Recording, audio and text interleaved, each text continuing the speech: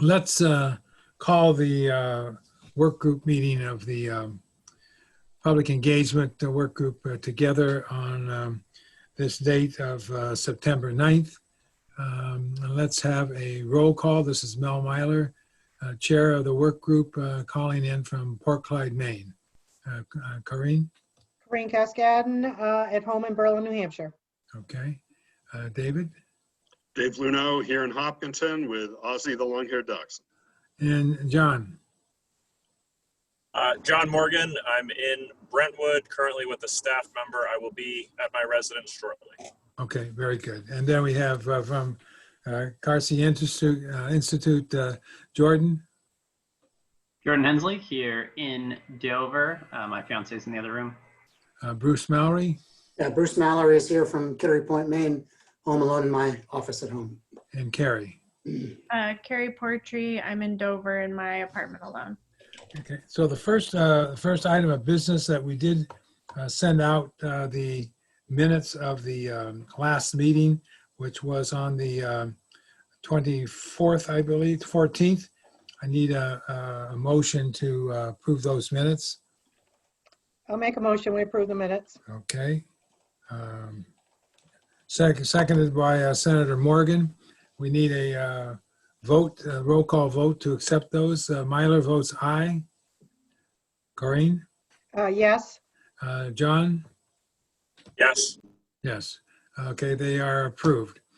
Now moving on to the next item, we do have several engagement things coming up this week. Carrie, you want to review those for us? Yeah, so October 1st is our first kind of fall focus group with taxpayer associations. Right now we have about 6 or 7 people registered for that focus group, which I think is a good size. Bruce and I will facilitate that. And so I have posed some questions for that focus group, and I'd like for us to discuss them and kind of make sure they're questions we want to ask. The questions came from previous engagement activities as well as suggestions made by the engagement focus group earlier this year that I've kept track of. And I've shared that question document with this group before. I can share it again, which has all questions we've asked so far. And then on the 7th, we've got the youth voice. How's the sign up for that coming? Before that, on October 6th, we have 2 focus groups, one in the morning and one in the evening for people who are 65 and older, so senior residents. We only have a few people signed up for that. I'm trying to push out emails and make individual connections and phone calls. I've sent it out to all the commission members to pitch in to share that out as they feel comfortable. So I don't know what our response will be for that, but we'll carry on with the numbers we have and learn from there. And then on October 7th, we have a youth voice public commenting session for youth.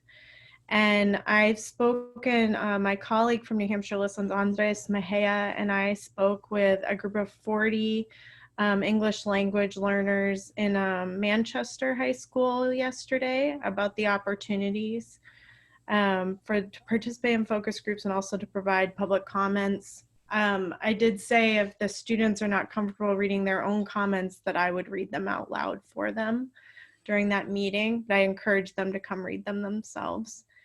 And then today I also spoke with an undergraduate class at UNH about the opportunities coming up and the commission itself, and shared some information.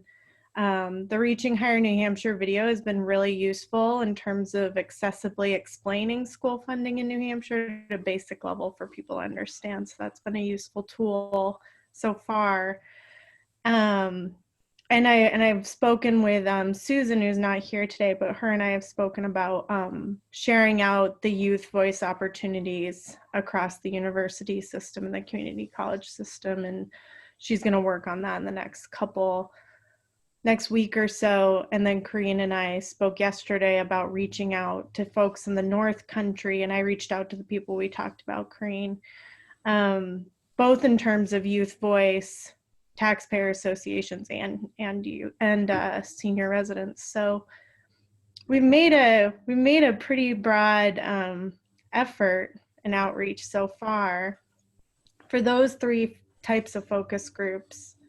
And then moving forward, at the end of the month, we're regathering municipal and school leaders. So that was a group of there's 48 people that participated, but 112 that registered.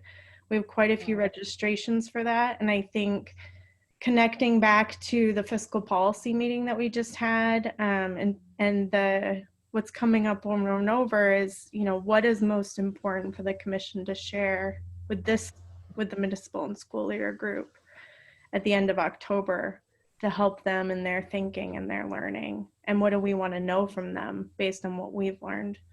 Can So you that's forward an overview. can you forward to us the video of the student one? I'll have to check with Reaching Higher about that and get back to you. Okay. There's and I know they are listening. Okay. There is a video that is coming out that will be publicly accessible. I think okay. So that's not the one that's being used right no, now. I was just given permission to show that in like certain circumstances. Okay. All So right. the video, and I can use it during the focus groups, which aren't video recorded, but I can, there will be one that's publicly accessible, I believe, in the middle of October. Okay. Good. You want to go through the crosswalk? Yeah, did people have a chance to look at it? I can Yeah. kind of Can you talk about, can you put that up on the screen? sure. I think it might be a little overwhelming, but I can. Hold on just a minute.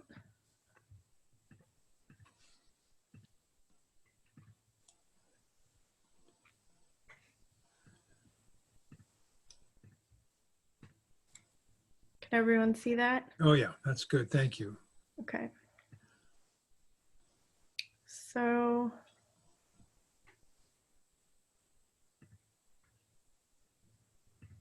do you want me to walk through the Yeah. reasoning? Yeah. Okay. So basically, we have gathered quite a bit of public perspectives during this commission. And as I've been listening in on the commission meetings, talking with the exec team, and then listening on the work group meetings, and we're beginning to think about writing a final report, I thought it was important that we start to think as an engagement group, what are the key themes and findings that we need to share out? And what recommendations do we need to make as an engagement group in terms of outreach moving beyond the commission, because we know that there will be bills presented, policy, and further deliberation and discussion both locally and at the state, and then among the many advocacy groups and stakeholders involved in this complex policy. And so what I did was I asked one of our Masters of Public Policy fellows to take all the public comments and read through them and pull out some key points and some key themes. So that's the first column. The second column are notes from the educator leader stakeholder meetings that Bruce facilitated in March 2020, and then again on September 9th, 2020. So there's some key points based on the notes and the chat from Zoom. Then there's the next column is the municipal and school leader focus groups. These are themes that are pulled out from the report itself, which is available online, the school funding meeting archive. And then the final one is a school and district employee survey. We've shared some findings a couple of times about this. We're working on a report, but these are the major themes, more of in a descriptive style from that survey based on our reading of the open-ended comments. And so what I've done is I put them all in one spot. It's a useful activity, I think, for us to read over everything. It's only a couple pages. And then at the bottom on the third page is the charge of the commission. And so thinking like, how do we go back to what is our charge? What have we heard? And what stands out to us across all the activities that we want to bring forth in the findings we share in this public report? And what other outreach might be needed as the commission completes this study? We don't have a ton of capacity to do more engagement other than what we have planned in terms of and including the public comments that there's ample opportunity. Just like what can we recommend going forward? So that's kind of the idea behind this document. I see it as a living document. This is draft 1, as you can see, and it's only really our thoughts through September 2020. So I can continue to add to it. So that's the idea behind it. So David, I've got a question for you. When would it be appropriate for us to share the comments of the engagement group that we have tapped so far with the total commission?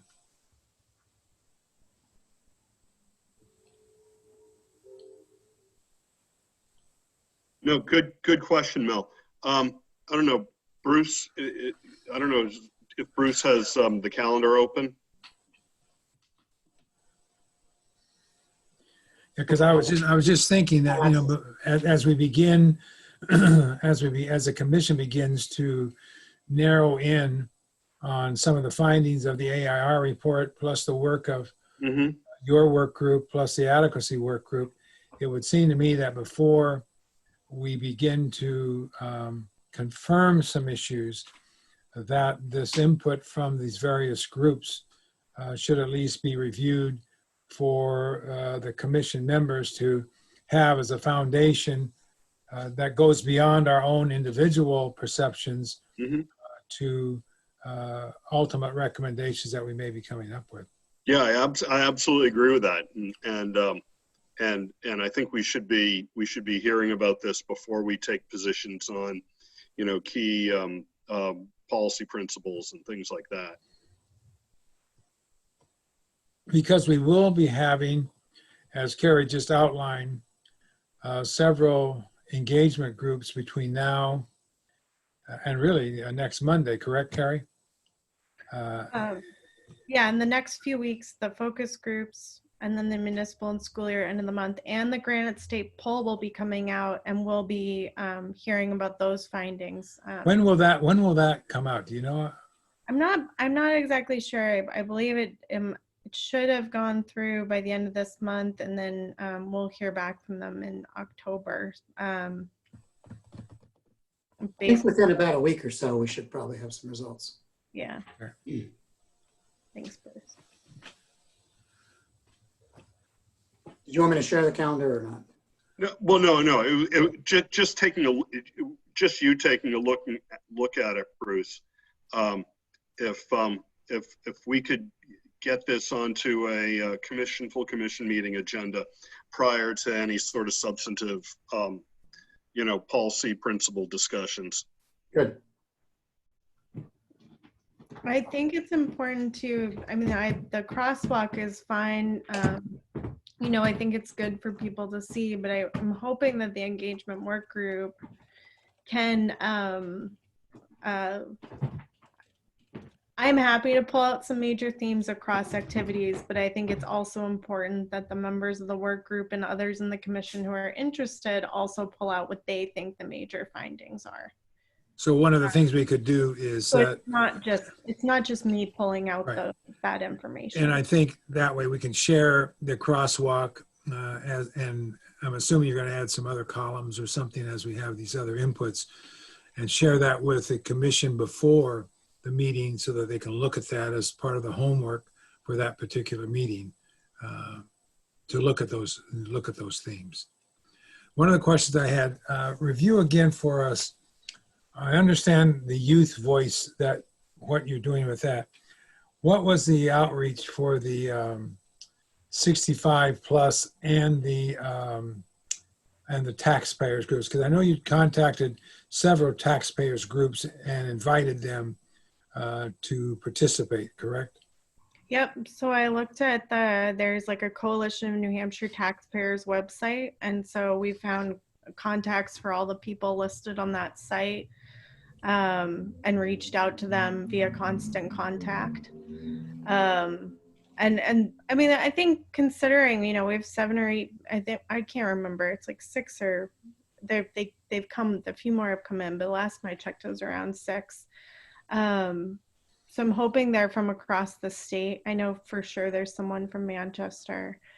In terms of 65 plus, you know, I've drawn from, you know, I reached out to senior programs through the community action partnerships and programs in the state, New Hampshire AARP, reaching out to retired teachers. I've reached out to, you know, there are some programs for older folks to learn at colleges in New Hampshire. So I pulled out those contacts and some of the institutes here and at UNH. And so I've tried to, I mean, I very much welcome other suggestions. But I mean, we've reached out, there's over 100, you know, there's like 100 contacts on some of these sheets. And for youth, we reached out to the principals, we reached out to youth organizations, student government. I believe I include some of the education leaders that we've been in contact with since the beginning on those lists. So I think those are the avenues that I've used. Right. Any questions of Carrie of on the outreach of her attempts to do that? Okay, Carrie, why don't we go into reviewing? You had some questions around that I forget what you called it, the worksheet. You want to can you share that with the group so that we can look over the questions to make sure those are the right ones that we want to ask? Oh, the discussion guides. For, yeah. Mm-hmm. Yeah.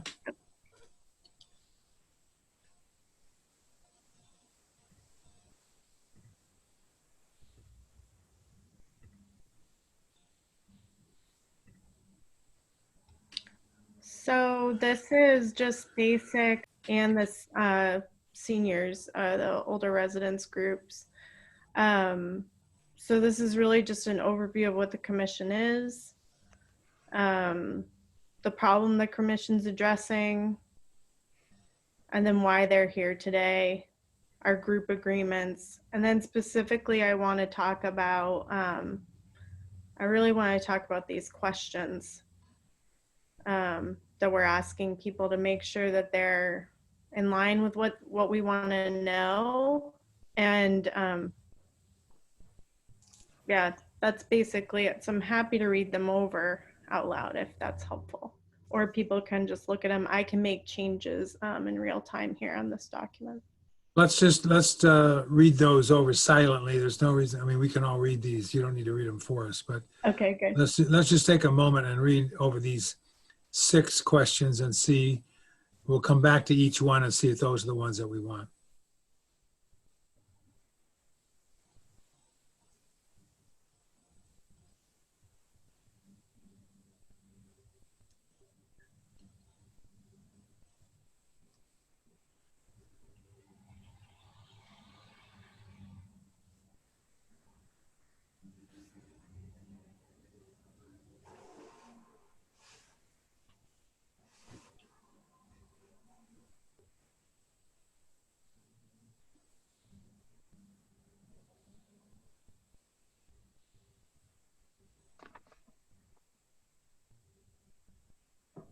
Okay, let's look at item 1.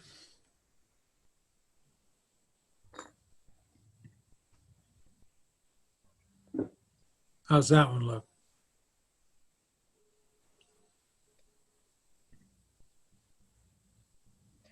Well, I think we have to assume that they all know what the funding system is. Yep. And this is one we've consistently asked. We've asked this a few times on different groups.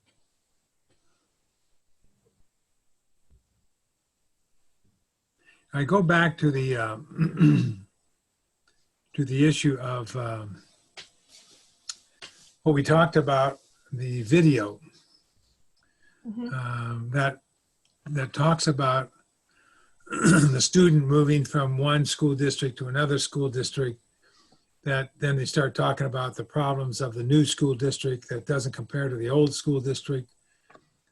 I have not seen that particular video, Carrie, but is to address Corrine's question, does that video provide a primer for question number one and the whole conversation about school funding and what it is? Yes, I think so. So the question that I would raise, I guess, is if that is a relevant video, is that something that might be shown to the taxpayers group and the 65 plus as again, as a precursor to the conversation, so they have some idea of what we're talking about as far as equity in education? I mean, I think that'd be fine. We're not recording the video, the focus groups, and so I think showing it ahead of time to give people a shared sense of understanding would probably be very helpful. Because I'm always concerned when you have these focus groups of having some sense of kind of a common experience from which the conversation can then emanate from. Yeah. And because the video is what, like 8 minutes, something like that? 5. 5. So that might be something we might want to consider doing to provide that a foundational look before you actually start the conversation. Is there a session tomorrow? For October Thursday? Thursday. So is that video going to be ready for that? I have a version that I can show for this purpose, Okay. and I'll confirm that. But I'm Okay. So back to the questions now. So any question, any concern about item 1? Nope. How about item 2?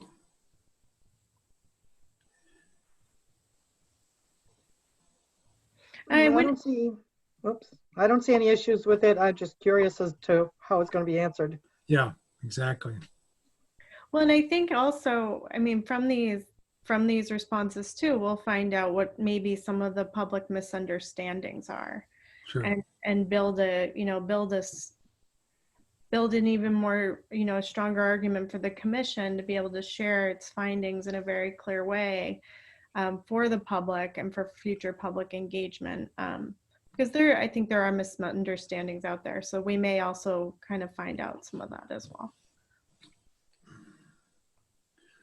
So item 3 is an obviously follow up to item 2. Mm-hmm. Item 4. Excuse me, Mel. Yeah, Jay. By blocking my screen, you can't tell how I'm multitasking or not. That's okay. Not that I'm under any suspicion. But this one doesn't say public schools, and the other two do, and particularly when I get down to question 4 is when it really hit me. But my point in saying this is I do expect that the more loose we become with our terminology about funding schooling as opposed to funding public schools, the more the door for what this commission has done or failed to do is going to be magnified. So I am concerned that private and homeschooling and the fact that we aren't making allowances for what those means to fund my choice for how my child is educated is going to, yeah, anyway, it's a sideways, it's a, No, it's a, no, good point. Yeah. Yeah, that's really key to make sure that public is noted everywhere that we possibly can, because that's what Yeah. we're talking about. That's a good catch. Good. Yep. Thanks, Jay. Good catch. Okay, so we're down to item 4.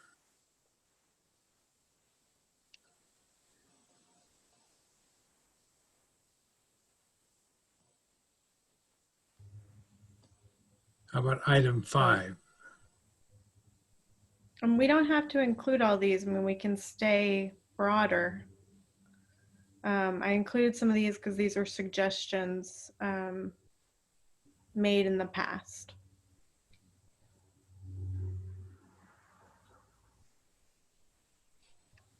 I don't know if number 5, if we would get any information that is really of any value Okay. for number 5.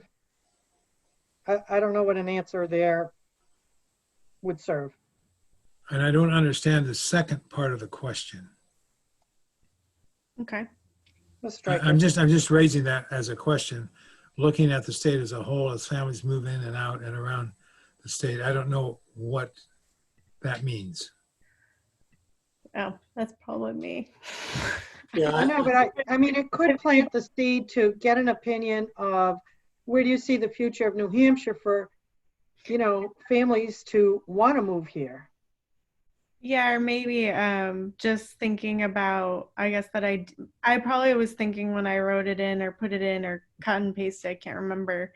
How do we get to the kind of the question that's come up a few times in these discussions about, all the state's children, regardless of where you live, like Yeah. what's their thoughts about that? So I was trying to word it in a way, I think, so there might be another way to word that in terms of, looking at, thinking back to the state of like all our children or all of our students. I think that's kind of what I was thinking there. Well, I think you hit that in number 4. Okay, good. Then I'm going to cross out number 5. Is that all right? Sure. Yeah, if you want to get at the community differences in number 4, you can simply say for all the school-aged young people in New Hampshire, regardless of where they live. Right. That's Right, all that would add things that clarity. we've been using to get at that zip code, Yep. Great.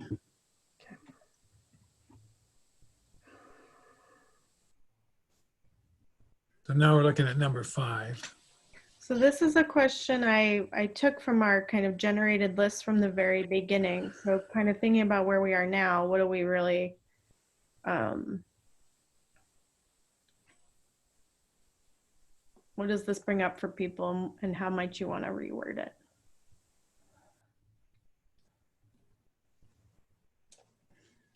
I think it's a good question because when Yeah. you look back and review all of the public comments and all of the focus groups that have occurred so far, I didn't find any place that somebody says things are okay for us, let's keep it the same. Unless I missed something, but did anybody else ever see that anywhere? No. So, I mean, there is, interest to create a change. And back to Jay's notion of being really careful with the words we use, the language we use. I know he's multitasking right now, so I'll speak for him. At the end of question 5, so let's see. So school-age young people in New Hampshire can have a comparable or an equitable opportunity for an adequate education, public school education. Yep, It's equitable. not just any kind of opportunity. It's one that is comparable relative to their peers in other communities. Equitable for an adequate public school education.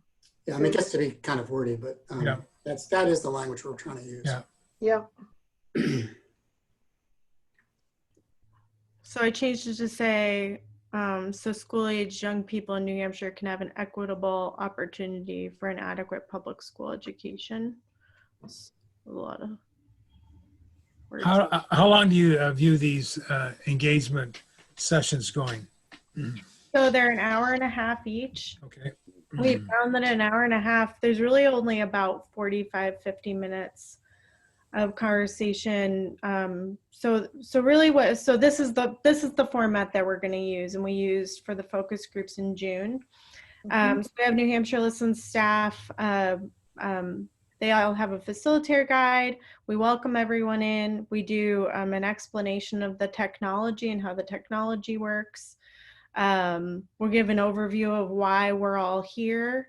Now we'll show that video, so that'll take about 5 minutes. And then we break up, depending on the numbers, we break up into small groups, and each small group has a facilitator and a note taker if we have enough people.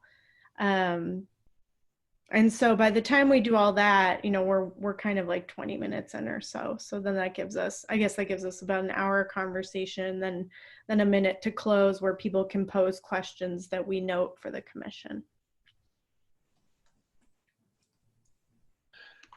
One of the things I want to raise in addition to these 5 questions, because it sounds like you've got some additional time, the conversation about the goals of public education has emerged a few times, meaning the need to provide an informed citizenry and a workforce for the state. And we're asking, about what is an adequate education.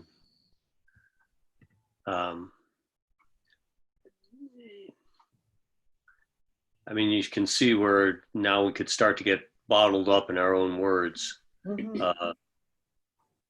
But I think that those outcomes do summarize what the opportunity of an education are. And in any case, not engaging the public at this point in that question, I think, is missing an opportunity to document why it's important to do what we're doing. So Jay, you got me think. Oops. No, go ahead, Corinne. So you're thinking there should be a question there to find out what does the public, would the public recognize that a student has been successful with an adequate public school education that was equitable with opportunities? Is that what you're kind of looking for, to see what the public, how they would describe that student? How would you know that student was being offered? What was the success of that student? Is that what you're thinking? Some type of question that the public could say, well, yeah, I know that kid had a great public education because,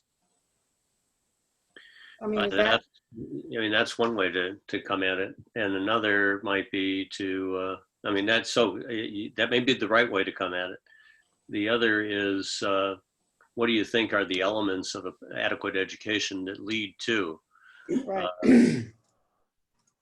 Yeah,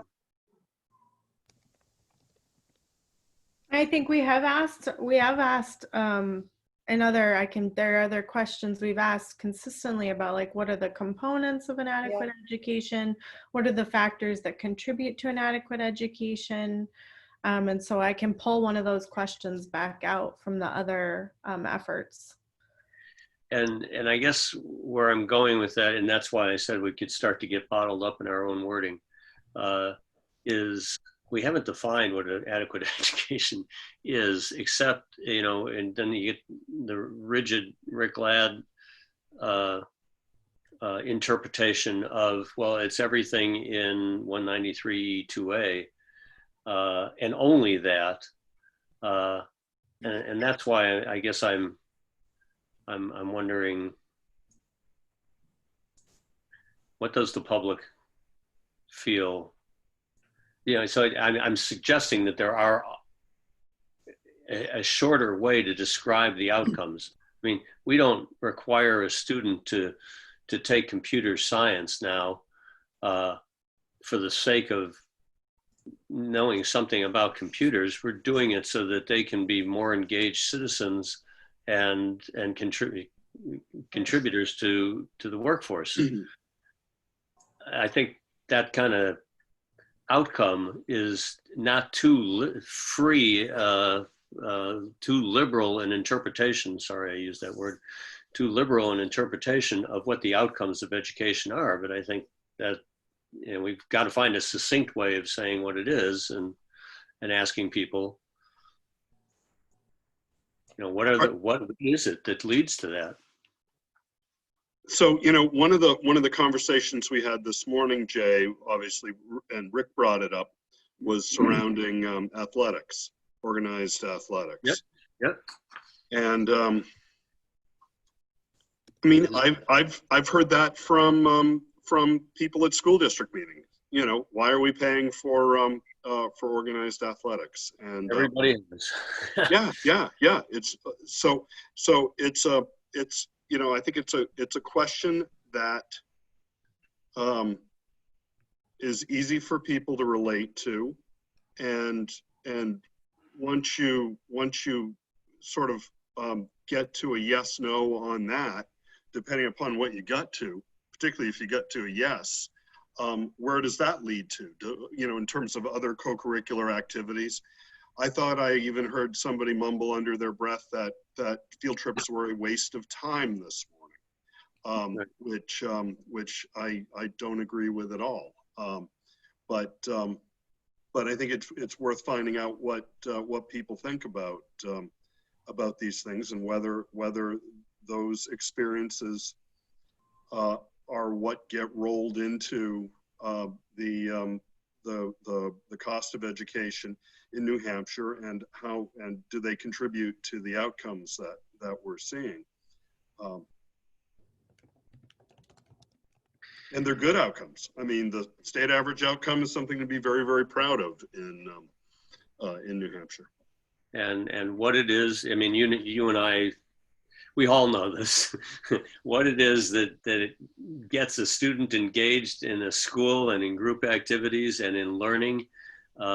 It just varies for person to person, right? Yeah. And whether it's you're defining a co-curricular activity, or you're defining how a classroom activity takes place inside a classroom or outdoors, or on a field trip, it all just comes to life in different ways for different people. This we're going to replay I don't know how many times. I don't want to pay for your band lessons. Yeah, right, yeah. Right. In Hopkinton, it's why are we paying for a football team? Well, for some people, for some students, it's the football team. For other people, it's FIRST Robotics. Exactly right, yeah. For sure. And another person, it's running, and I have got now a lifestyle that I'm carrying out for the rest of my days. Yeah. Mindfulness training, what can I say? Till your knees go out. Yeah. Cushioned shoes. Yeah. Okay. Yeah. All right, so are we good with these questions, Carrie?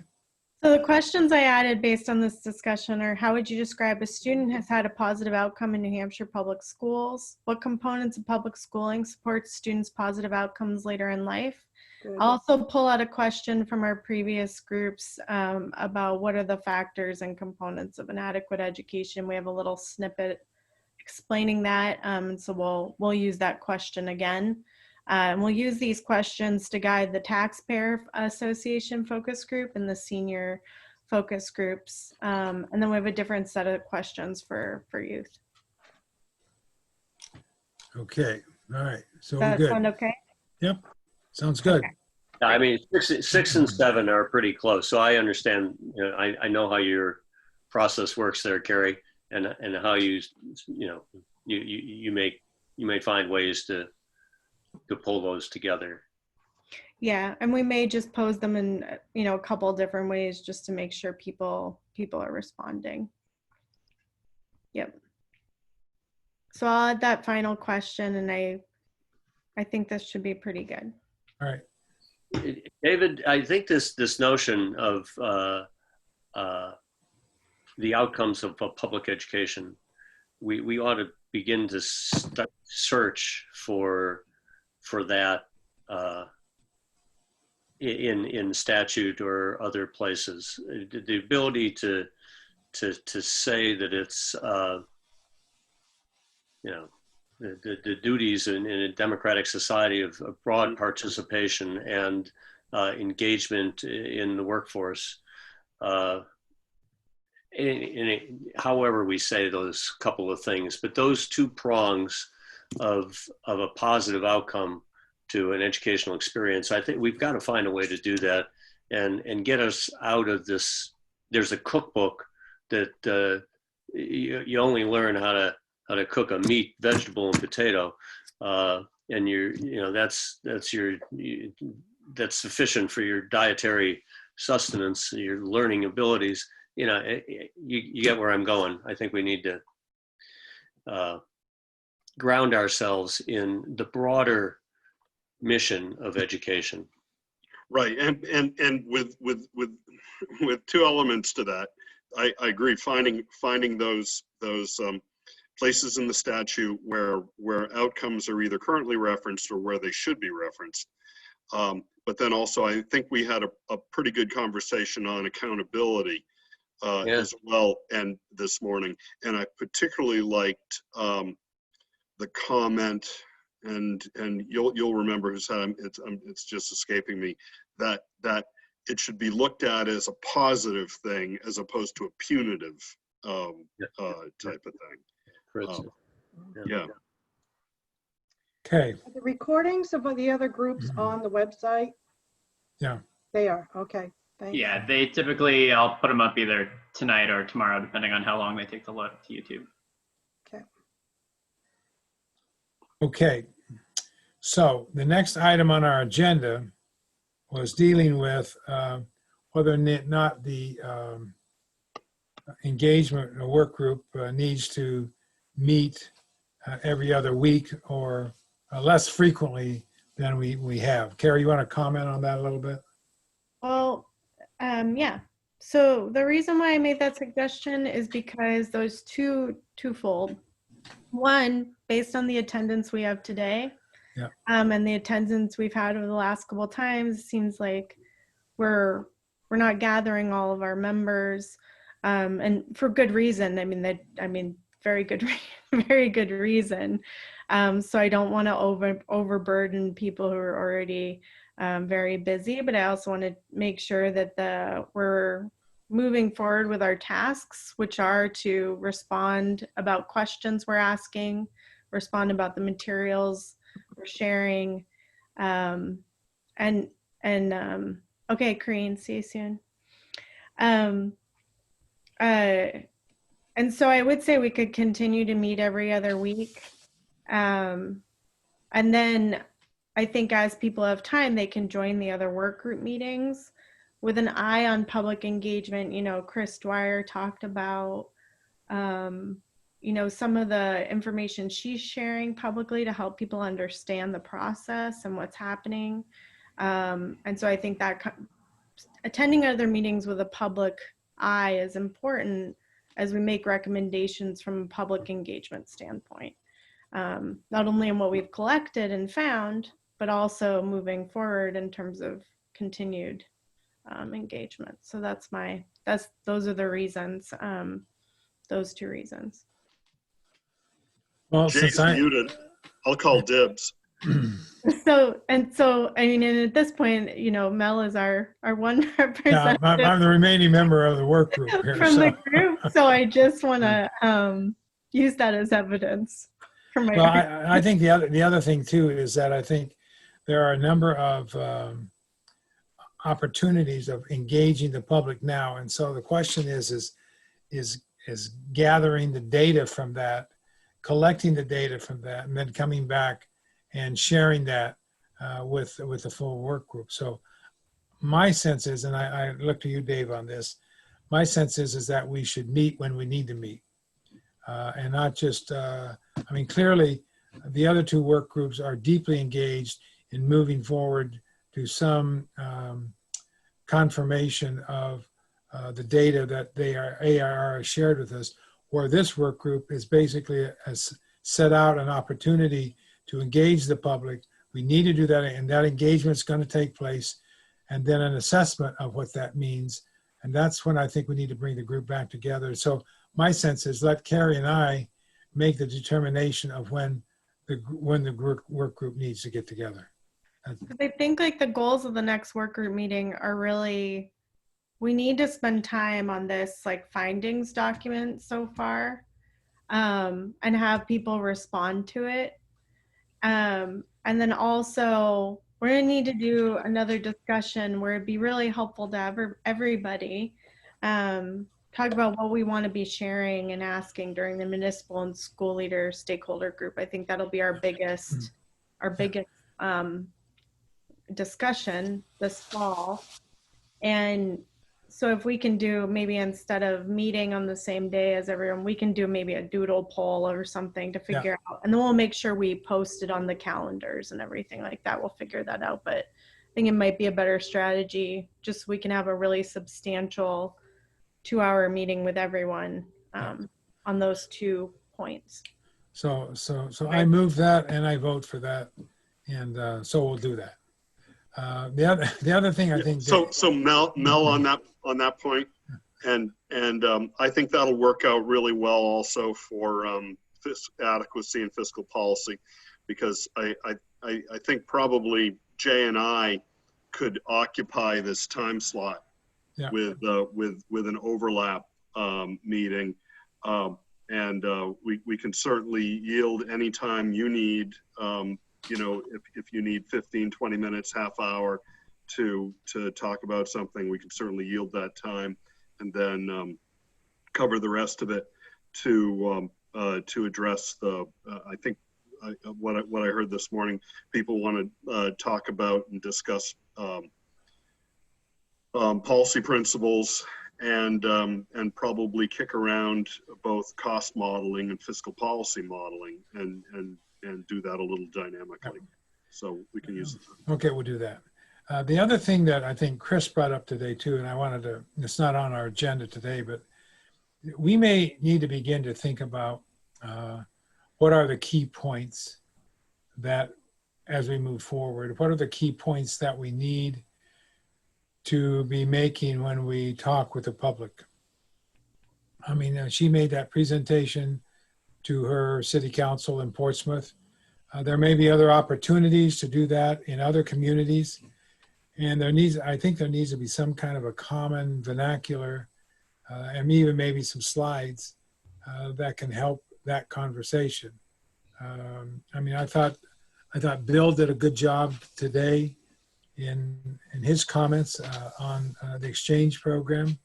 He made it very clear at the front side of that, he's speaking for himself, not for the commission. And I think all of us that are talking with people need to have that kind of disclaimer at the beginning until we come up with a particular recommendation that is from the commission. But I was thinking what down the road here, what we might want to begin to prepare for some kind of common outreach as people begin to get more engaged in this thing. And says, gee, can you come out and talk with us a little bit about this? You know, Rotary Club may say, you know, we needed somebody to come talk with us, and have some kind of a formal presentation with slides, et cetera, that we can begin to have these extemporaneous kinds of contacts out there that we may not even know right now, but church groups may be interested in it, et cetera. So it's just something in the back of my mind that I was saying, maybe we need to pull something like that together. So, well, you know, I think you're right, Mel. Particularly as I think the commission begins to reach consensus on you know, certain principles, that a presentation could be formed around that, and certainly, you know, wrap around the final report, our final report, as well. You might want to, I mean, it might make sense to catch up with Chris Dwyer offline, and maybe, you know, I know Carrie's already commented with Chris and wanting to see Okay. what those are. So we'll do that. And I think particularly, we've got a lot of work that's going to go in the next 6 to 8 weeks. But once we come up with those recommendations, that I think particularly is a time when we need to have some kind of a common presentation that can go out to a number of different ways, whatever. So I just think I'm putting that, Carrie, I think on our long-term list here, and begin to take the issues that we're gathering from these engagement groups we have right now. What are we learning from that as we begin to say, okay, what is the kind of message, what kinds of things do we need to begin to share with outside groups who really don't have much idea what this school funding thing is all about to begin. Otherwise, other than I write a check to pay for my property tax.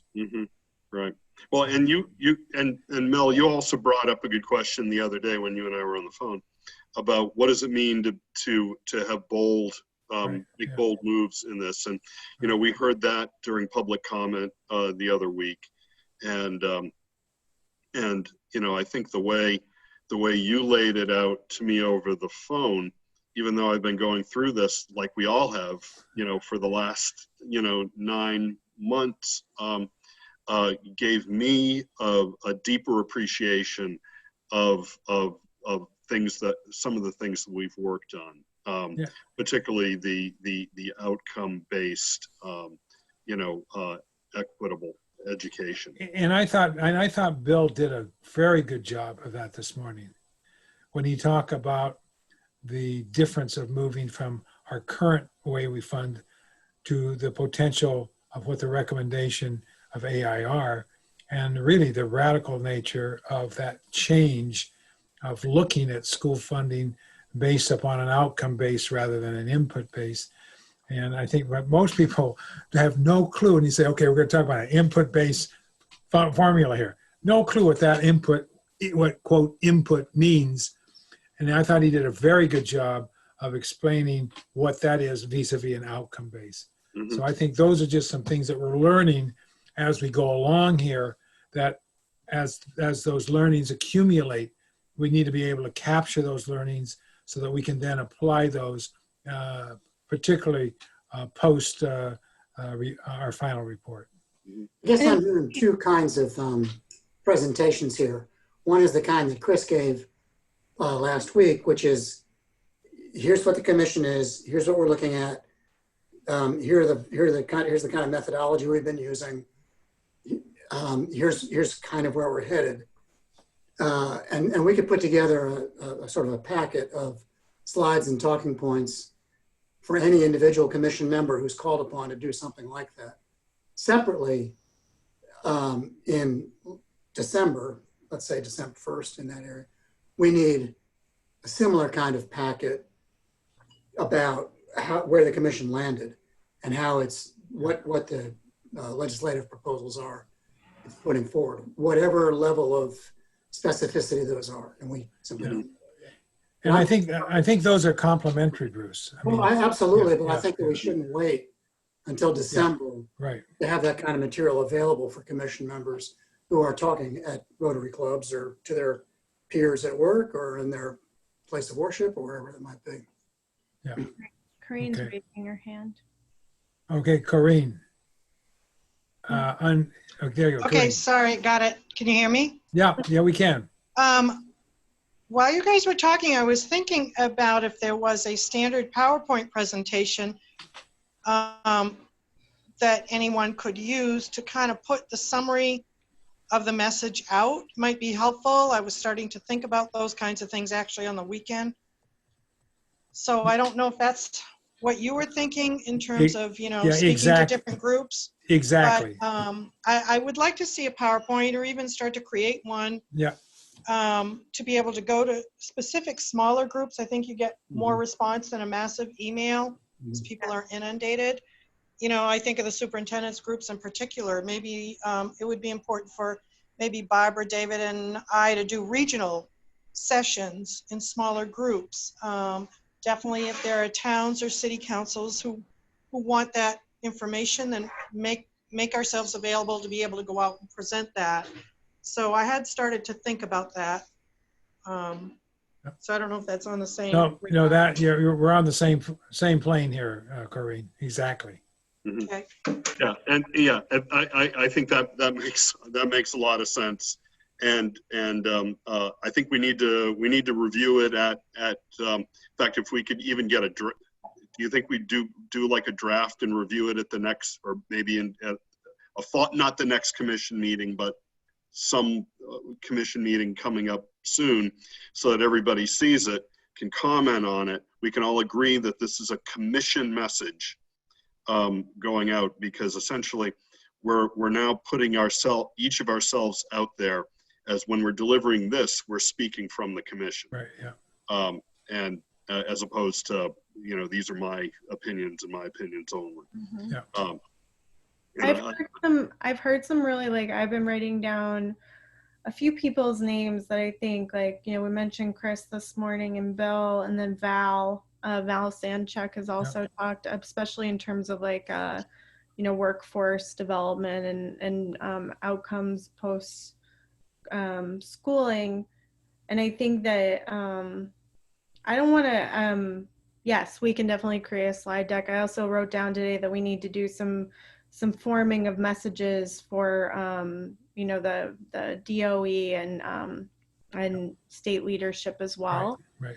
And so I think it would be really important to see if there's a group of people that want to meet briefly, maybe for like half an hour, 45 minutes, to kind of restate some of their thoughts that they've kind of been sharing. I can also go into the minutes and find them. But kind of No, but we could do like group knowledge, that's come up multiple times in the last couple of weeks. Like, how are we going to share this with the public? And I think, when our work group, the public engagement work group, goes through this crosswalk I've created, it does pull out what I think Jay was just talking about. We're talking about sports teams, we're talking about mental and behavioral health, we're talking about equity, we're talking about poverty. It brings out that intersection of like input, output, the weights, the flat funding. It brings out all the different parts. And looking at this crosswalk, we don't have to kind of come up with it out of the top of our head. It's here, it's written down. So we just need to we've been gathering this information as we've been getting input, right? Yeah. From various groups. And we're going to utilize that input as kind of foundational to decisions that we're going to make. Once we begin to look at how those decisions are going to go, then it's our turn to go out to the group and say, based upon the inputs that we've gotten, based upon the analysis from AIR, these are the decisions that we are either about to make or we have made, and now we're going to share that with you based upon what you've given to us. So it's a natural cycle here of sharing. The sharing has foundation. It has a foundation to what we're going to share with people, and I think I feel good about that cycle that we're in right now. I think it's good to have a, I think we at Carsey or, New Hampshire Listens, we can start building those slides, but I think before we do that, I think it's important to use the knowledge of the commission and what's been shared out loud, maybe in a meeting, and it can be a small group. I can also meet with people one-on-one, so it's within the rule. What do you mean? Whatever. We can discuss that as an executive team, but I'd like to draw on the knowledge that I've heard so far. And I also want to versus just kind of calling through on my own or, with Bruce and Jordan figuring it out. I think it's good to have maybe some sort of discussion around it that's dedicated to that purpose versus kind of a deliberative conversation about just kind of the purpose of outreach. But I'm also conscious of your time, Carrie. So yes. There's a way to expedite achieving the goal you just outlined in a way that I don't want to have you make individual phone calls. That takes too much time of your time. I'd rather be able to do, as you say, get a small group together, say, here, let's have at it, and let's get those themes out there so we can do that. That expedites your time and not waste your time. And we can build it in time, using Google Slides. We can build it on a screen just like this in real time, Okay. collaboratively. And it would be, I think, very fruitful and, Right. and useful time. Okay, Carrie, what else do we have on the agenda? I think that's it, isn't it? Yeah, I think we've covered it. Well, I the think only thing we didn't go over is the student voice guide, but I've walked through that a few times with a bunch of people, so I'll look at that one more time, but I think that's okay. I think we're good. Okay. Any other comments? Okay. David, do you have any other input or thing that we need to be thinking about? No. I think what you just covered was really really positive and productive, and I think that's going to really make us all more effective as we're out in our communities, out in our networks, talking with people to help make sure we're communicating the best way we can to deliver the message about what the commission has learned, and like you said, Mel, we saw it this morning on the exchange. You and I talked about it the other day. I learned from those things, and it gives me better clarity on what we're doing, and I've been working on it for 9 months, like all of us have. So for somebody that's hearing it for the first time, it's different. And as I think about our conversation just today, is that as we begin to look at the final stages of this, the final report, you've got the whole legislative piece that those of us that can engage in that group will do that. But there's a whole nother community group out here that is interested in what we're doing, that we can also utilize to leverage a broader understanding of exactly what we're talking about. And I think that goes beyond just the work of the commission. It's commissioners, if they're willing to basically extend themselves beyond the final recommendations, to go out into the community and say, this is what we've done. This is how we've done it. This is what we've done it. This is why we're making this recommendation. Here's the bills that are coming before the Senate or House, so that you continue to build that awareness so that people are informed about what we're trying to do, rather than when we finish our work, it just now goes to the legislature. And the legislature's just working about it. The whole body politic out here that's concerned about this, that can also influence then and add their input through the legislative process too. Mm-hmm. So sorry, I don't need to go on, but Nope, you're absolutely. But that's a whole nother piece of engagement that we're just beginning to talk about now. Mm-hmm. So, I mean, every Rotary Club would want to have this presentation. Yeah. Every Kiwanis Club.